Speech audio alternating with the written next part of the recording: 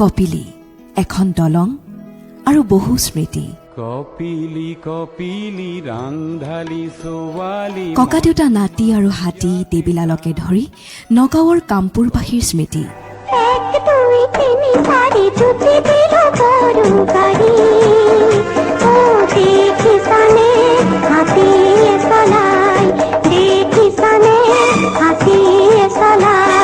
কিমান যে কথা দলংখনে বুকুত সামৰি লৈছে। 1962 চনতে নিৰ্মাণ হোৱা এই দলংখনৰ ইতিহাস।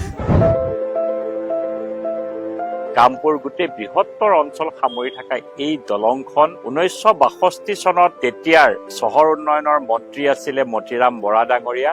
তেখেতে দিয়া চেংচনৰ পইচাৰে এই 140 মিটাৰ দৈৰ্ঘ্যৰ এই কামপুৰ কপিলি দলঙৰ ওপৰত ব্ৰিজখন নিৰ্মাণ হৈছিলে। তাৰ পাছত ৰাইজে বহু বছৰ ধৰি ওজৰ আপত্তি দি আছিলে।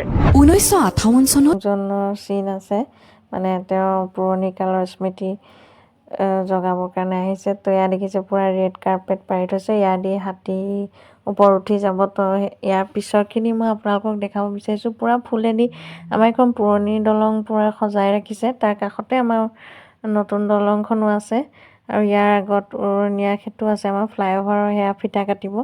তো বহুতখিনি অনুষ্ঠান আছে আজি 30 মাৰ্চত। তো সকলোৱে চাব আপোনালোকে।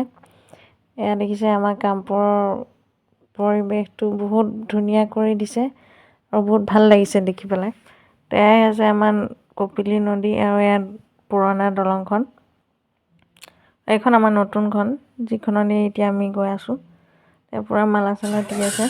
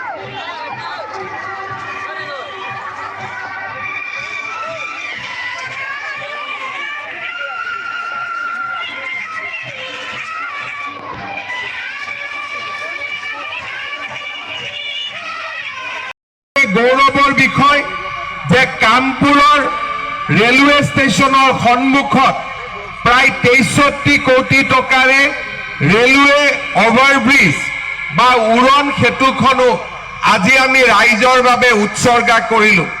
কপিলি নদীৰ ওপৰত নতুন দলং আৰু কামপুৰৰ ৰেলৱে লাইনৰ ওপৰত ৰেল গেটৰ ওপৰত ৰেলৱে অভাৰব্ৰিজ, তাৰ লগতে অসম মালাত নিৰ্মাণ হৈ থকা নতুন ৰাস্তা, এই গোটেই আঁচনিবিলাকে আজি কামপুৰৰ জীৱনলৈ এক ভাবিব নোৱাৰা পৰিৱৰ্তন আহিছে।